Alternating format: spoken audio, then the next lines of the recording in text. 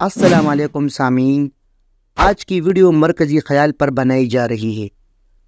تو مرکزی خیال کے حوالے سے طلباء اکثر کنفیوژن کا شکار رہتے ہیں۔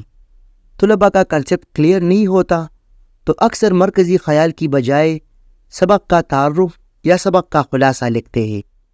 تو اساتذہ کو چاہیے کہ وہ مرکزی خیال کو آسان انداز سے طلباء کو سمجھا دے کہ مرکزی خیال کا لفظی معنی ہے بنیادی تصور۔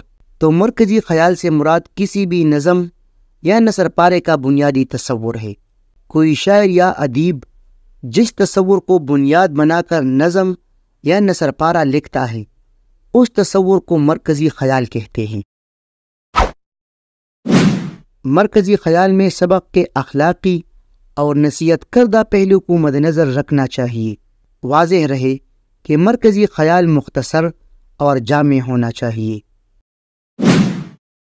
مرکزی خیال لکھتے وقت سبق کا نام اور شاعر یا ادیب کا نام ضرور لکھا کرے۔ عام طور پر مرکزی خیال 2 یا 3 سطروں پر مشتمل ہونا چاہیے۔ تو سامعین، یہ تھا مرکزی خیال کا مختصر تعارف۔